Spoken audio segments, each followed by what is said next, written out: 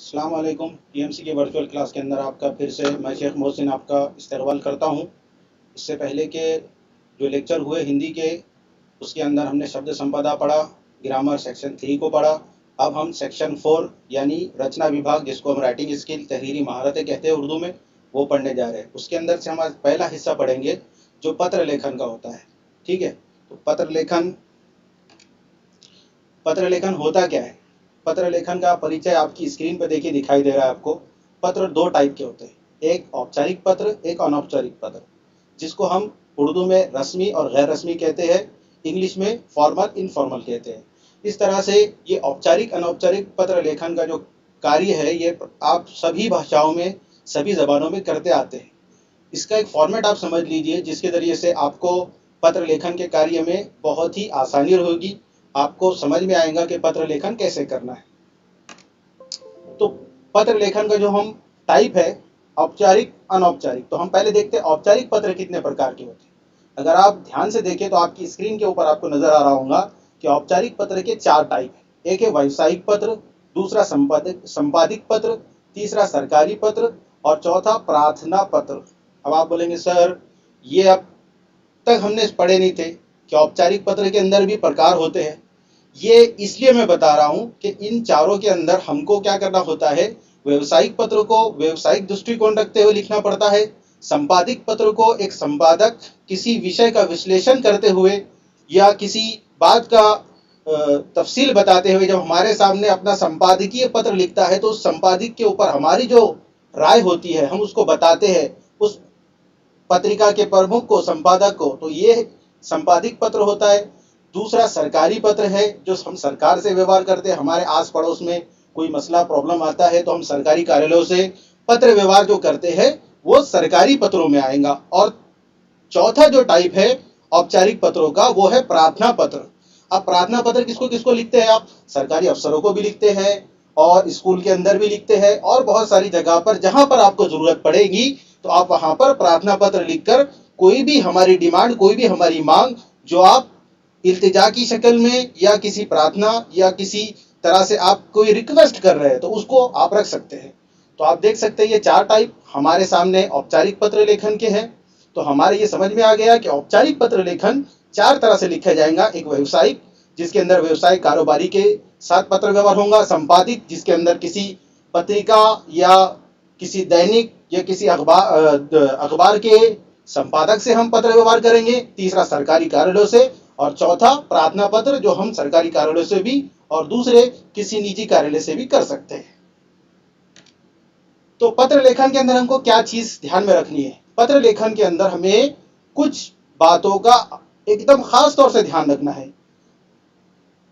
कौन सी बात है? देखिए आपकी स्क्रीन पे दिखाई दे रही है कि जिसके लिए पत्र लिखा जाए उसके लिए पद के अनुसार शिष्टाचार पूर्ण शब्द। शिष्टाचार में पूर्ण शब्द मतलब ऐसे शब्द जो उसकी इज्जत के, उसके पद के या उसके ओहदे के लायक और फायक हो, ऐसे अल्फाज का हमको इस्तेमाल करना है। अब आप बताएं कि हम एक बड़े अफसर को हम पत्र लिख रहे हैं, एक ऊंचे बड़े पत्रिका के संपादक को, उसके मुदीर को, उसके एडिटर को अगर हम कोई पत्र लिख रहे हैं तो हमको उसके ओहदे के लिहाज से अल्फाज का इस्तेमाल करना पड़ेगा। तो उसी बात को यहाँ पर बताया जा रहा है। साथ में बताया कि पत्र में हृदय के भाव स्पष्ट रूप से व्यक्त होने चाहिए। आप क्या कहना चाह रहे हैं?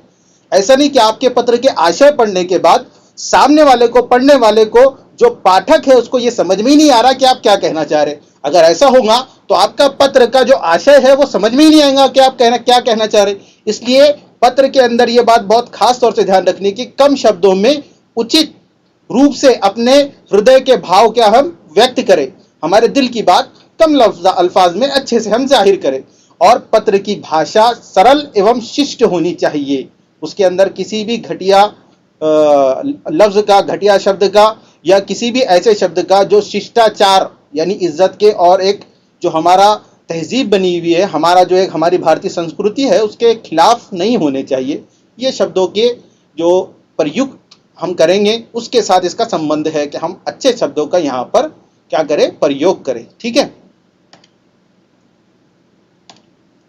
अब पत्र में क्या लिखना है कि पत्र में केवल मुख्य विषय के बारे में ही लिखना चाहिए, इधर उधर की बातें नहीं होंगी। क्यों? क्योंकि ये पत्र औपचारिक पत्र है। औपचारिक पत्र लेखन ये हम किन लोगों से करते हैं, हमने पहले पिछली स्लाइड में देख लिया। पिछली स्लाइड में हमको बता दिया गया कि किन 4 लोगों से हम औपचारिक पत्र लेखन करते हैं। उन चारों लोगों से, उन चारों कार्यालय के प्रमुखों से हमारा कोई व्यक्तिगत संबंध नहीं बनता, अगर है भी तो वो घर पर, कार्यालय में नहीं। तो ऐसी सूरत में हम ध्यान रखें कि पत्र में केवल मुख्य विषय के बारे में ही लिखना चाहिए और पत्र के अंदर प्राप्तकर्ता की आयु, संबंध, योग्यता आदि को ध्यान में रखते हुए भाषा का प्रयोग करना चाहिए। कभी क्या होता है कि हम बड़ों के लिए भी एक सामान्य जो भाषा हमारे ध्यान में, हमारे दिमाग में आती है, हम उसका प्रयोग करते हैं। ऐसा नहीं, बल्कि हमको ये ध्यान रखना है कि उसका आयु, उसका संबंध, यानी जो हम जिस कार्यालय से पत्र व्यवहार कर रहे हैं उस कार्यालय से जो पत्र हमारा पढ़ेगा उस पाठक का क्या संबंध है, ये हमारे ध्यान में रहना चाहिए। और उसकी योग्यता कि वो किस क्लास, किस लेवल और किस दर्जे में अभी बिलोंग करता है, कहां पर है वो, उस बात को भी हमको ध्यान में रखते हुए उसके हिसाब से हमको भाषा का प्रयोग करना है। पत्र प्रेषक, भेजने वाला, तथा प्रापक, जो प्राप्त करने वाला, इसको क्या कहेंगे, प्रापक। प्राप्त करने वाला के नाम, पता आदि स्पष्ट रूप से लिखे होने चाहिए। यानी ये बातें आप बहुत ज्यादा ध्यान से रखें कि पत्र के अंदर हमको पत्र का प्रेषक और पत्र का प्रापक, प्रापक यानी प्राप्त करने वाला, दोनों के एड्रेस, पते साफ तौर से लिखे होने चाहिए। उसमें कोई झोल मोल नहीं होना चाहिए, आधा इधर आधा उधर नहीं होना चाहिए, ठीक है। और इसके अंदर हमारा कोई व्यक्तिगत सही और ओरिजिनल जो इंफॉर्मेशन है उसका भी इस्तेमाल नहीं होना चाहिए। अब पत्र के अंदर हम जब पत्र लेखन करेंगे तो पत्र लेखन के अंदर हमें इन 4 बातों का ध्यान रखना है। और पत्र लेखन के कौन से टाइप में, औपचारिक पत्र लेखन में इन 5 बातों का हमको ध्यान रखना है। सॉरी, मैंने पहले 4 कह दिया गलती से, लेकिन हमको इन 5 बातों का ध्यान रखना है।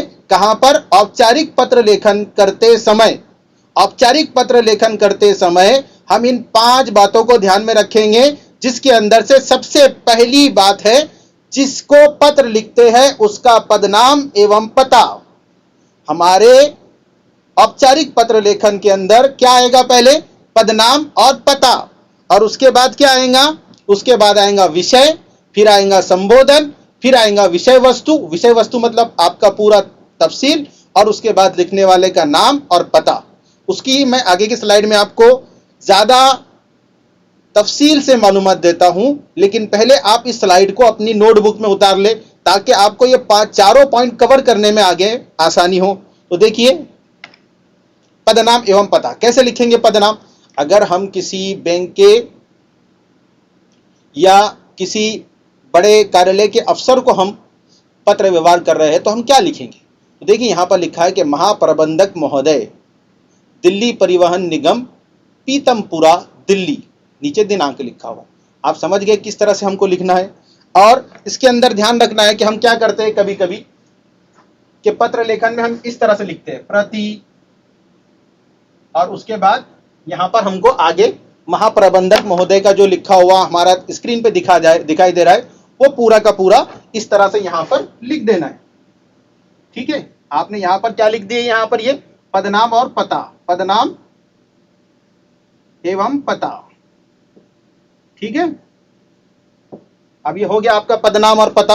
उसके बाद ये पदनाम और पते के अंदर किस तरह के जो हमको लिखने का तरीका प्रयुक्त करना है, लिखने का जो हमें मेथड इस्तेमाल करना है, वो मैंने यहां पर अभी आपको स्क्रीन पे बता दिया। अब देखिए क्या आता है आगे।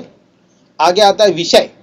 अब क्या करना है कि विषय जो है हमारा वो अलग अलग हो सकता है। अब इसके अंदर मैंने कोई सा एक विषय उठा लिया, इसका मतलब ये नहीं है कि हम जो एक पत्र व्यवहार कर रहे हैं तो वो कैसा होगा। तो उसके अंदर विषय आ गया कि खाता संख्या के साथ आधार जोड़ने का आग्रह। अब यहां पर आपने क्या कर दिया, विषय लिख दिया। हम क्या करते हैं, इसको यहां विषय लिख देते हैं। ठीक है, ये विषय आ गया आपका, ये यहां विषय आ गया। ठीक है, अब उसके बाद संबोधन। यहां आपने संबोधन किया, यहां आपने महोदय लिख दिया, ये हो गया आपका महोदय। और यहां से आपका पत्र लेखन स्टार्ट हो गया, जिसको हम विषय वस्तु कहते हैं। क्या कहते हैं, विषय वस्तु। तो ये बात आपके समझ में आ गई कि पत्र लेखन का कार्य जो है ये हमको पत्र लेखन करते समय इस बात का ध्यान रखना है कि पहले प्रति लिखे, प्रति के अनुसार पदनाम एवं पता लिखे। अब पदनाम एवं पता यानी कार्यालय का थोड़ा सा हमको क्या लिखना है, उसका कार्यालय का विवरण लिखना है। कार्यालय का विवरण कैसे लिखना है, मैंने अभी आपको स्क्रीन के ऊपर हमारी पिछली स्लाइड के अंदर बताया था। पिछली स्लाइड के बाद जो ये अभी स्लाइड जो आपके स्क्रीन पर दिखाई दे रही है, उसके अंदर आपको साफ तौर से दिखाई दे रहा है कि विषय हमको किस तरह से लिखना है। अब विषय हमने यहां पर लिख दिया। विषय लिखने के बाद संबोधन है, तो आप संबोधन शब्द प्रयोग नहीं करेंगे, आप सीधा यहां पर संबोधन लिखेंगे। संबोधन शब्द प्रयोग करने की जरूरत आपको नहीं है, आप सीधा संबोधन करेंगे। संबोधन में क्या है, महोदय, और महोदय आपने लिख दिया। महोदय के आगे आप विषय विवरण लिखेंगे। अब विषय विवरण में क्या आएगा, देखिए, विषय वस्तु, मुझे बात की सूचना देते हुए अपार हर्ष हो रहा है कि दिल्ली परिवहन निगम की बस संख्या डीएलपी के कंडक्टर रामकृष्ण शर्मा ने कल अत्यंत प्रशंसनीय तथा साहसिक कार्य किया। एक व्यक्ति जिसने अपनी बेटी की शादी के लिए गहने खरीदे थे, उस बस में बैठा था। शाम के समय रामकृष्ण जी ने मेरा सामान लेकर मेरे घर तक आ गए और मैं उन्हें 1000 रुपये इनाम देना चाहता था, परंतु उन्होंने ये कहकर टाल दिया कि ये मेरा कर्तव्य था। तो मैं आपसे आग्रह करता हूं कि रामकृष्ण जी को सम्मानित किया जाए ताकि अन्य लोग भी उनसे प्रेरणा ले। ये आपका क्या हो गया, विषय वस्तु हो गया। आपने एक विषय यहां पर प्रस्तुत कर दिया, और जब विषय प्रस्तुत हो गया तो उसके बाद अब आपने नीचे लिखा, क्या लिखा, भव्य दिव्य, है ना, लिखा, आप देखो वहां पे लिखा है भव्य दिव्य।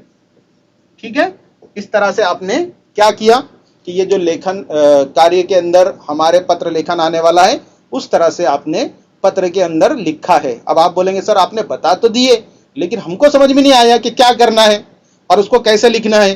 तो उसको समझने के लिए मैंने आपको क्या किया है कि एक मजीद उसका स्लाइड जोड़ा है, जो आपको उसकी पूरी क्या बताएगा, एक आइडिया बताएगा कि किस तरह से आपको औपचारिक पत्र लेखन करना है। मैं अभी आपको औपचारिक बता रहा हूं, अनौपचारिक मैं आपको बाद में बताने वाला हूं।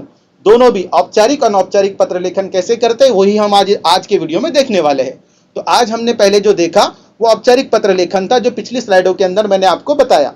तो अब ये औपचारिक पत्र लेखन का जो एक प्रारूप है, एक नमूना है, एक खाका है, जो एक फॉर्मेट है, वो कैसा आएगा मैंने अभी बोर्ड पर उतारा। लेकिन अगर फिर भी आपको समझ में नहीं आ रहा है कि कैसा आना चाहिए या कैसा होना चाहिए, तो मैं आपको मजीद इसका एक स्लाइड बता रहा हूं, जिससे आपको ये समझ में आ जाएगा कि औपचारिक पत्र लेखन का प्रारूप, उसका खाका, उसका नमूना, उसका फॉर्मेट कैसे होना चाहिए।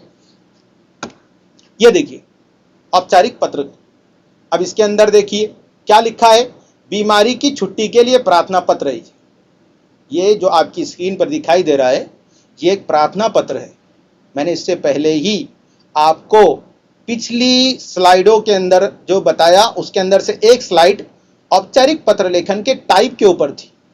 उसके अंदर 4 टाइप औपचारिक पत्र लेखन के लिखे थे, उसी के अंदर से एक प्रार्थना पत्र था।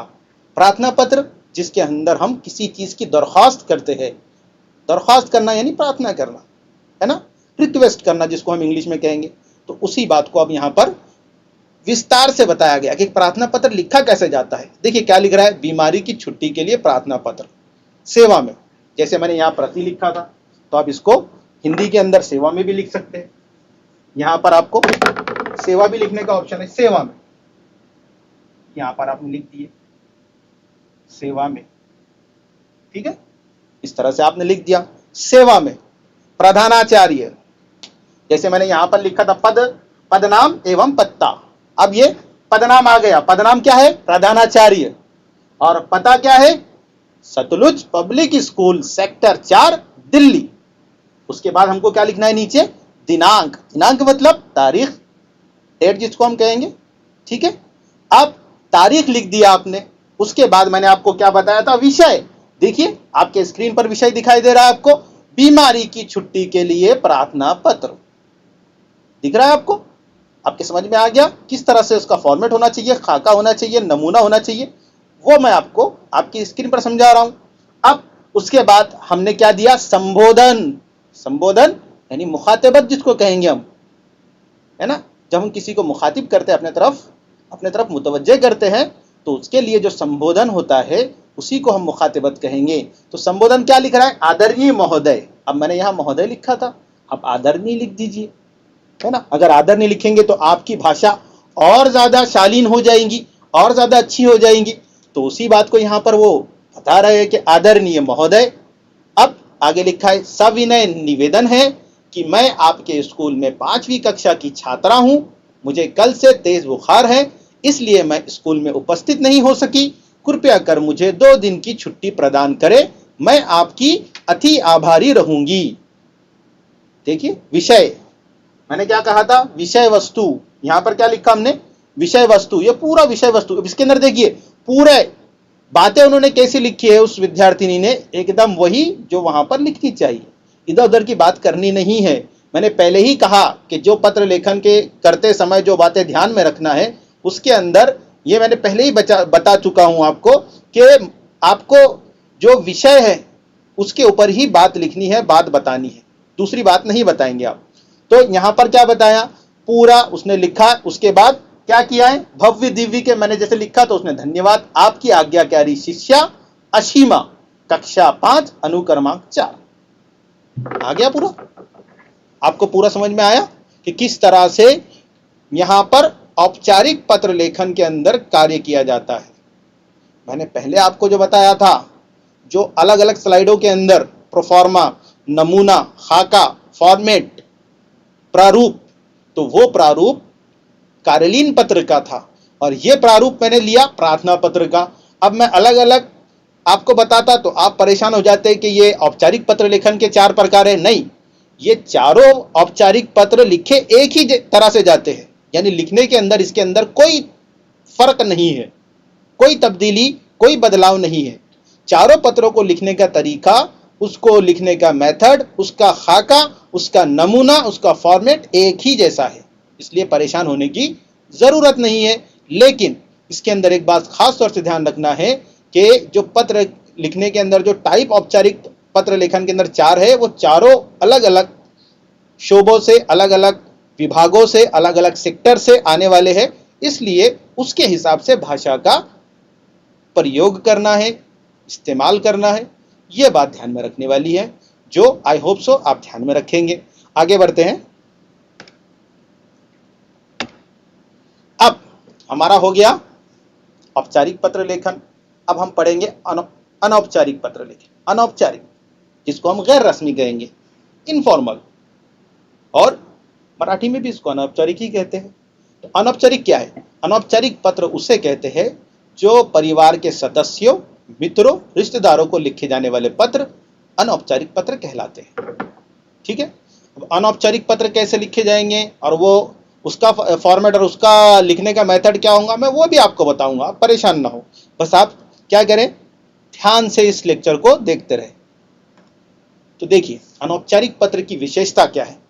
इसकी विशेषता यह है कि इसमें व्यक्तिगत सुख दुख अनुभवों का विवरण होता है, जबकि हमने औपचारिक पत्र के अंदर साफ लिखा था, साफ बताया था, उसकी जो हिदायतें थी, उसके जो विशेषताएं या उसकी ध्यान रखने वाली जो बातें थी, उसके अंदर मैंने साफ लिखा था कि व्यक्तिगत बातों का यहां पर उल्लेख नहीं होना चाहिए, व्यक्तिगत बातों का जिक्र यहां पर नहीं होना चाहिए। जबकि अनौपचारिक पत्र के अंदर यही खासियत है, यही उसका स्पेशलाइजेशन है कि इसमें व्यक्तिगत सुख दुख और अनुभवों का विवरण होता है।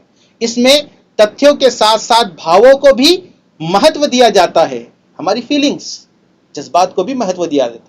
इसकी भाषा शैली अनौपचारिक होती है, फॉर्मलिंग, इसमें कोई फॉर्मेलिटी नहीं है, कोई उसके अंदर मामला नहीं। आप जैसी चाहे भाषा इस्तेमाल करें।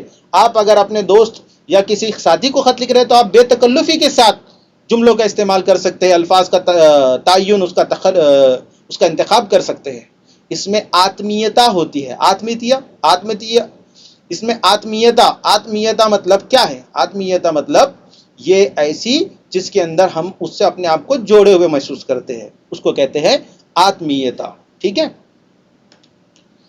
अनौपचारिक पत्र का प्रारूप का विवरण, पहला क्या चीजें होती है इसके अंदर, देखिए पहले भाग के अंदर, इस भाग में पत्र लिखने वाले का पता, पत्र लिखने जाने की तिथि, पत्र प्रापक का मैंने पहले आपको बता दिया, जिसको मिलने वाला है उसको, प्रापक के लिए उचित संबोधन तथा पत्र प्रापक के लिए उचित अभिवादन।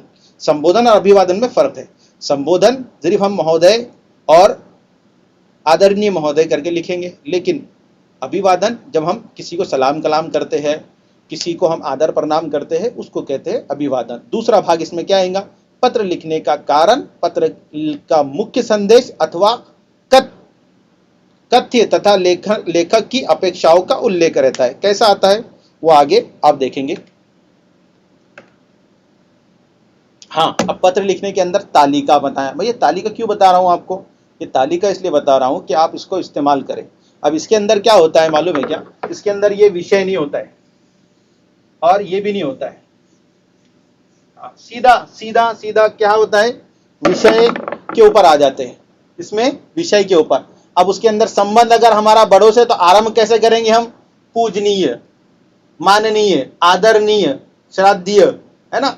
ये उसके बाद जैसे हमने लिखा यहां पर पूजनीय, हमने लिखा पूजनीय, पिताजी,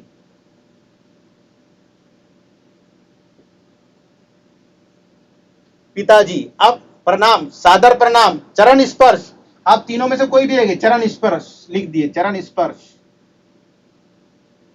हाँ, क्या लिखे हमने? चरण स्पर्श लिखे, ये आ गया। और यहां से हमारा लेटर का कार्य शुरू, हमारा लेटर का लिखना काम शुरू। इसके अंदर विषय लिखने की जरूरत नहीं, कुछ लिखने की जरूरत नहीं। और जहां यहां पर आपने भव्य दिव्य लिखा था पहले, अब वहां का भव्य दिव्य हट जाएगा और आएगा वहां पर आज्ञाकारी, स्नेह पात्र, कृपा पात्र, स्नेहकांक्षी, इस तरह के शब्द प्रयोग आएगा अगर हम बड़ों को लिख रहे हैं तो। ठीक है? और यही पत्र अगर हम अपने बराबर वालों को, अपने दोस्तों को लिख रहे हैं तो लिखेंगे प्रिय मित्र के मित्रवर, प्रिय बंधु बंधुवर, प्रिय प्रियवर, मेरे दोस्त, मेरे डियरेस्ट, मेरे प्यारे, मेरे अजीज। हम जैसे उर्दू में, इंग्लिश में इस्तेमाल करते हैं, उसी तरह यहां पर भी है, कोई इतना घबराने वाली बात नहीं है। उसके बाद हम लिखे सप्रेम नमस्ते, नमस्कार, नमस्ते। उसके बाद आखिरी में लिखेंगे तुम्हारा हितौषी, अभिन्न, स्नेही, शुभाकांक्षी। इस तरह के शब्दों का प्रयोग किया जाता है। ये शब्दों का प्रयोग इसलिए होता है ताकि यहाँ का जो हमारा व्यक्तिगत संबंध वाला बराबर का हमारा हम उम्र साथी है, वो समझे कि हम उससे कितनी मोहब्बत करते हैं, कितना हमारा उसके साथ ताल्लुक है। ये शब्द इस तरह के प्रयुक्त होते हैं। अब बड़ों के लिए लिखेंगे तो ऐसे शब्दों का प्रयोग करेंगे। आरंभ कैसे करना है, अभिवादन, समापन, मैंने तालिका बनाकर आपको बता दिया। अगर बराबर वालों के लिए लिखेंगे तो क्या करेंगे, लेकिन अगर छोटों के लिए लिखेंगे तो क्या करेंगे? आप बोलेंगे सर आपने बराबर का बता दिया, बड़ों का बता दिया, लेकिन छोटों? तो ठीक है, छोटों को भी बता देते, आपको आपकी परेशानी हटा देते। ये लीजिए छोटों के लिए। छोटों के लिए क्या लिखेंगे आप? व्यक्तिगत छोटों के लिए प्रिय चिरंजीव, प्रिय लिखेंगे, प्रिय अधिक। अब हमने लिखे थे पूजनीय, यहां पर लिखेंगे आप प्रिय अधिक। क्या लिखेंगे? यहां लिख दिए, हटा दिए, आप हटा दो उसको। प्रिय अजीत, प्रिय अजीत। अजीत आपका छोटा भाई है या आपका दोस्त है, प्रिय अजीत। हाँ, उसके बाद शुभाशीर्वाद, शब्दों का शुरुआत आपने क्या करा? शुभाशीष, शुभाशीष यानी वो आशीर्वाद ही है, शुभाशीष। हाँ, क्या है? हमने लिखा शुभाशीष। हाँ, शुभाशीष, प्रिय अजीत, शुभाशीष। अब यहाँ पे पूरा विवरण लिखने के बाद यहाँ पर लिख दिया तुम्हारा शुभ चिंतक, शुभाकांक्षी, शुभेच्छुक।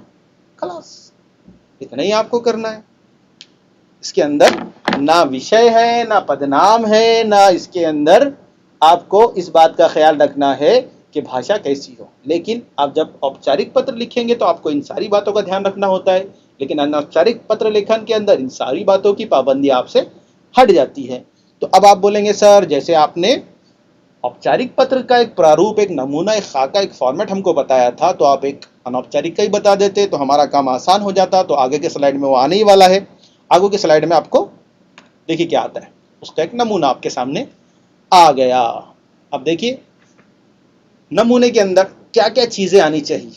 अभी जो नया फॉर्मेट आया है एसएससी बोर्ड का, इस नए फॉर्मेट के हिसाब से हमारे पत्र की लेखन के अंदर, चाहे वो पत्र लेखन औपचारिक हो अनौपचारिक हो, ईमेल आईडी को कंपलसरी किया गया है।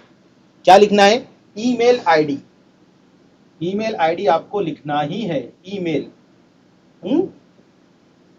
ईमेल आईडी कंपलसरी किया गया है। तो अब आप बोलेंगे सर आपने पहले जो बताया है उसके अंदर आपने बताया नहीं कि ईमेल आईडी कहाँ लिखना है। तो मैं अभी आपको बता देता हूं कि दिनांक लिखने के बाद आप ईमेल आईडी लिख दीजिए, आपका काम हो जाएगा। ठीक है, याद रहेगा। तो ईमेल आईडी बेटा कंपलसरी है, दोनों भी, चाहे वो औपचारिक पत्र लेखन हो या अनौपचारिक पत्र लेखन हो। हम यहाँ पर औपचारिक पत्र लेखन पहले ही देख चुके हैं, अभी हम अनौपचारिक पत्र लेखन का देख रहे हैं। अब उसका भी हमने स्लाइडों के माध्यम से समझकर अब हम उसके फॉर्मेट पर पहुंच चुके हैं। तो जिस तरह से हमने औपचारिक पत्र लेखन के फॉर्मेट को समझा कि किस तरह से लिखना है, उसी तरह हम अब अनौपचारिक पत्र लेखन को समझ रहे हैं। पहले हमने समझा औपचारिक पत्र लेखन, अब हम फॉर्मेट देख रहे हैं अनौपचारिक पत्र लेखन का। ठीक है, अनौपचारिक में देखिए पहले क्या लिखना है, पहले दिनांक, फिर ईमेल आईडी। दिनांक ईमेल आईडी आपने लिख दिया ऊपर, उसके बाद प्रिय भाई नीरज, जैसे मैंने यहां लिखा था प्रिय अजीत, प्रिय भाई नीरज, मधुर प्यार, मधुर प्यार लिख रहे हैं यहाँ। ठीक है, और बहुत दिनों से तुम्हारा कोई पत्र नहीं आया, क्या कारण है? आशा करती हूं परीक्षा की तैयारी में तुम लगे हो। अर्धवार्षिक परीक्षा में तुम्हारा रिजल्ट थोड़ा कम था। अर्धवार्षिक फर्स्ट सेमेस्टर का जो एग्जाम होता है हमारा, है ना, पहले छमाही के लिए जिसको कहते हैं हम, और इससे माता पिता जी को थोड़ा दुख हुआ था। वे अपनी सारी आवश्यकताओं से दूर हटकर तुम पर से इतनी दूर रखकर पढ़ा रहे हैं। तुम अपना बहुमूल्य समय मित्रों के साथ इधर उधर घूमने में व्यर्थ नहीं गंवाना चाहिए। भाई तुम्हें एक समय सराहनीय बनाकर उसके अनुसार तुम्हें पढ़ाई करनी चाहिए। मित्रों के साथ गपशप करना और यहाँ वहाँ भटकना जीवन में किसी काम नहीं है।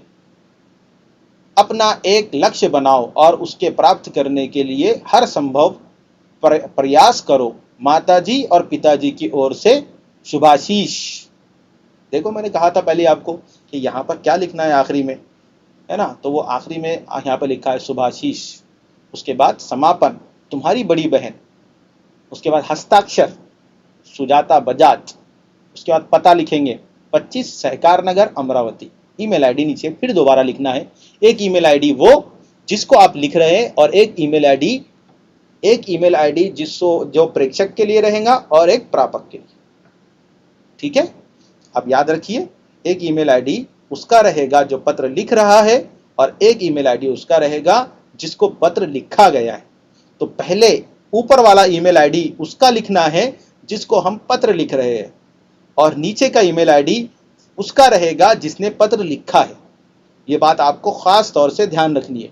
अब आप बोलेंगे सर कि ईमेल आईडी कैसे लिखेंगे आप, तो ईमेल आईडी का आपको प्रॉब्लम नहीं लेना है। ईमेल आईडी अगर आपको वहां पर नहीं दिया है तो आप सीधे सीधे क्या करेंगे, जैसे यहां पर लिखा हुआ है देखिए ईमेल आईडी का,